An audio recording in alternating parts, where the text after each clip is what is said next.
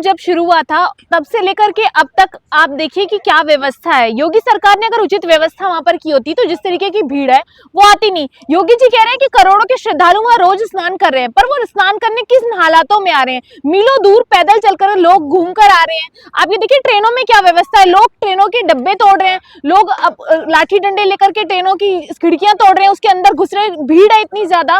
तो क्यों योगी सरकार को जब पता है कि लोग ट्रेनों से आएंगे, आधी से ज्यादा आबादी भारत के अंदर गरीब है, तो क्यों ट्रेनों की उचित व्यवस्था नहीं की गई, क्यों वहां पर जो लोग आ रहे थे उनके लिए कोई व्यवस्था नहीं है। मुझे लगता है कि योगी सरकार ने जो महाकुंभ लगा है वो सिर्फ और सिर्फ जनता की वजह से लगा है, जनता की आस्था का विषय था इसलिए लगा है, लेकिन योगी सरकार इसमें पूरी तरीके से नाकाम है। मैडम आप नेगेटिव क्यों हो रही है, पॉजिटिव होइए ना। लोग किसी तरह आना तो चाहते हैं, लोग आना चाहते हैं, लोग आ रहे हैं, लोग तो फ्लाइट की टिकट करा करके भी आ जाते हैं, लेकिन जो गरीब तबके के लोग हैं जो महाकुंभ में स्नान करना चाहते हैं, क्या उसके लिए योगी सरकार ने कोई व्यवस्था की है? क्या दलितों पिछड़ों के लिए योगी सरकार ने कोई व्यवस्था की है? वहां पर फ्री चल रहा है मैडम। ट्रेन फ्री कहाँ चल रहा है? आप बताइए, इतने इतने महंगी टिकट खरीद के लोग आ रहे हैं, ट्रेनों की टिकट नहीं मिल रही, रूट बिजी होने की वजह से लोगों को काफी परेशानियों का सामना करना पड़ रहा है। तो मुझे लगता है योगी सरकार को उचित ट्रेनों की व्यवस्था करनी चाहिए और पूरी सिक्योरिटी का इंतजाम करने चाहिए ट्रेनों के अंदर, क्योंकि जिस तरीके से सारे ट्रेनों को लाठी डंडों से तोड़ तोड़ कर लोग घुस रहे हैं। लेकिन मेन स्ट्रीम मीडिया तो दिखा रही है कि योगी सरकार की नजर पूरी तरह से प्रयागराज पे है। देखिए सही कह रही है मेन स्ट्रीम मीडिया की योगी सरकार की नजर प्रयागराज पे है। वो जैसे देश को कब्जाने की बड़ी साजिश करे, वैसे प्रयागराज में भी उन्होंने साजिश रच दी है। उन्हें लगता है कि यूपी उनके हाथ से नहीं जाएगा। जो पीएम बनने का सपना ख्वाब देख रहे थे योगी जी, मुझे लगता है ये सपना भी टूट जाएगा, क्योंकि महाकुंभ जो लगा है प्रयागराज में, जिस तरीके से आपने देखा कि पहले भी गुंडागर्दी हुई, बुलडोजर चले, और अब की महाकुंभ का जो स्नान वहां पर हुआ है वो भी सुचारू रूप से नहीं चल पाए। कई लोगों की मौतें हो गई। मौत का जो आंकड़ा है वो 30 बता रही है सरकार, लेकिन कई लोगों का कई रिपोर्ट्स का दावा है। गरीबों के लिए 7500 करोड़ रुपए खर्च किया योगी जी ने। गरीबों के लिए नहीं, योगी जी ने अपनी वाहवाही के लिए 7500 करोड़ रुपए खर्च किए थे कि दिल्ली इलेक्शन में जब कैबिनेट की मीटिंग होगी वहां नहा कर आएंगे तो दिल्ली चुनाव जीत जाएंगे, और मुझे लगता है कि उसका असर भी हुआ।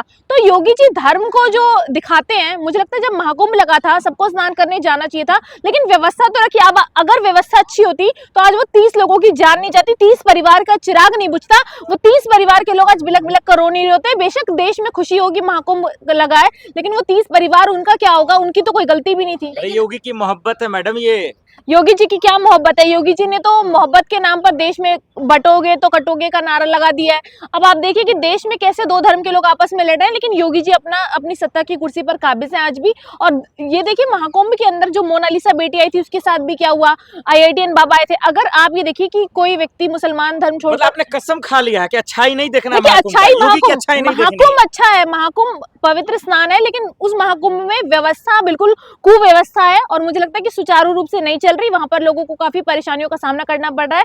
अगर योगी सरकार वहां पर व्यवस्था अच्छी रखती, अगर योगी सरकार वहां पर ट्रेनों पर ध्यान देती, वहां पर लोगों की व्यवस्थाओं पर ध्यान देती, लोगों के रहने पर ध्यान देती, तो मुझे लगता है जो 30 लोगों की मौत हुई वो हादसा नहीं होता, उस हादसे से बच जाते।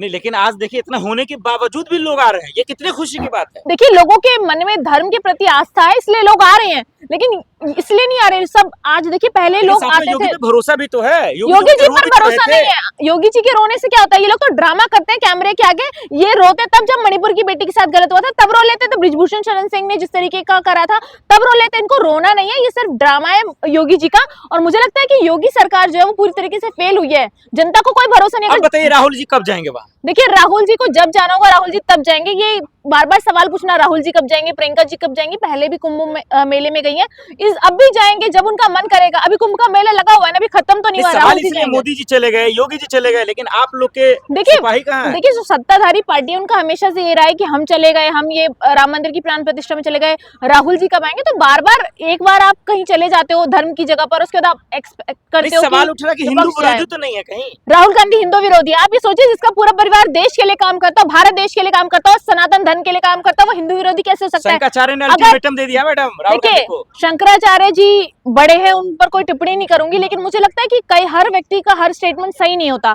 और मुझे लगता है कि राहुल गांधी जी जो है वो सभी धर्मों को साथ लेकर के चलते हैं, और भारत की खूबसूरती है जिसको वो मेंटेन रखते हैं, क्योंकि भारत को जब उनके परिवार ने सींचा है तो उनका दायित्व बनता है कि वो सभी धर्मों को साथ लेकर के चले, और वो चल रहे हैं। आज नहीं जाना ही नहीं चाहते राहुल गांधी, ये सच्चाई है जो आप कबूल नहीं कर पा रहे। देखिए राहुल गांधी जी कहाँ जाना चाहते हैं चाहते, कहाँ नहीं जाना चाहते, मुझे लगता है सारी रूपरेखा विपक्ष तय करेगा, मीडिया तय करेगा। राहुल गांधी जी को जब जाना होगा वो जाएंगे।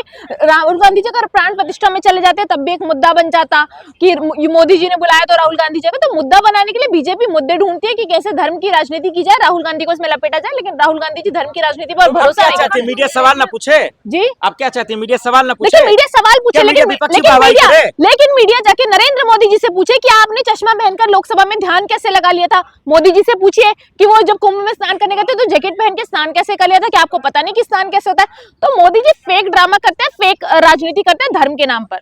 अरे मीडिया तो और भी कुछ तो दिखा रहा है, लाशें वही दिखाया ना। देखिए मीडिया लाशें खाली सिर्फ अगर मोदी की मीडिया लाशें negativity दिखा रही दिखा होती, मुझे लगता है कि वहां के जो लोग बोल रहे हैं, कुछ सोशल मीडिया ने वहां पर बाइट ली और उन्होंने बताया कि आंकड़े 30 से पार भी हैं। तो ये जांच का विषय, अब तक कहाँ जांच हो पाई, अब तक कहाँ पता चल पाया कि कितने लोगों की मौतें। बोल तो दिया धीरेन्द्र शास्त्री जी ने, उनको मोक्ष मिल गया मरने वालों को। देखिए ऐसी मौत, लावारिस मौत, अचानक से किसी जगह पे मौत हो जाना और लोगों को मिल नहीं पा रही उनकी डेड बॉडीज, कुछ लोग गायब हैं, तो उसके बाद उसको ये कह देते हैं कि मोक्ष की प्राप्ति होगी, तो ये शर्मनाक है।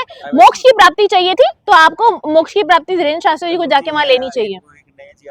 बहुत बड़ा सवाल है ये, मारे गए लोग, ये कारण क्या हुआ? देखिए भगदड़ जो मची थी वो सिर्फ कुव्यवस्था की वजह से थी। भगदड़ मचने का मुख्य कारण यही था कि वहां पर कुछ ना कुछ ऐसी बात हुई जिसकी वजह से लोग भागने लगे और उसके बाद लोगों आपस में टकराए, चोटें आई, और क्योंकि द्वार एक ही था, एग्जिट और एंट्री एक ही थी, इस वजह से चोटें भी आ गई। तो योगी सरकार को ध्यान देने की जरूरत थी ना कि क्या व्यवस्था है, कैसे सिक्योरिटी के इंतजाम। अब आज देखिए अगर कोई वहां पर किसी तरीके की चीजों को ले जाता है, वहां पर किसी तरीके की घटना हो जाती है, तो आज योगी सरकार जिम्मेदार होगी।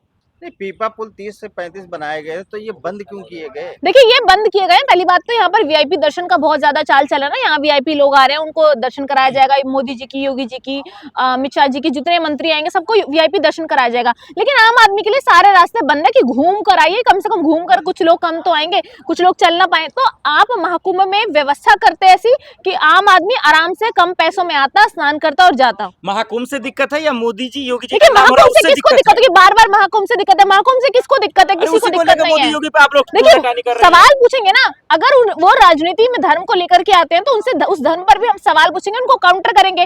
वो इसमें राजनीति नहीं करते, वो दिल्ली में चुनावों में इस तरीके से वोट नहीं मांगते, महाकुंभ का जिक्र नहीं करते, उसके पानी का जिक्र नहीं करते, तो राजनीति पर सवाल नहीं राहुल पूछते गांधी हम। प्रियंका जी सच नहीं बोल रहे। क्या सच नहीं बोल रहे? मोदी योगी से दिक्कत है, उनके तरक्की से दिक्कत है, उनकी तरक्की से दिक्कत नहीं। है। देखिए जिसके परिवार ने देश को सींचा और देश को बड़ा किया और जिसके परिवार ने देश को चलाया, उससे पूछिए कि उसको कोई कंपटीशन नहीं है। राहुल गांधी जी तो जिन्होंने खड़गे जी को अपनी जगह दे रखी है, और क्योंकि सम्मान है और वो कितना सम्मान बड़ों का करते हैं वो सबको पता है, देश के लोगों का कितना सम्मान करते हैं ये भी हमें पता है। तो राहुल गांधी जी और प्रियंका गांधी जी को किसी से जलन नहीं हो सकती। वो लोग ऐसे हैं जो देश के लिए काम करते हैं और आगे भी करेंगे।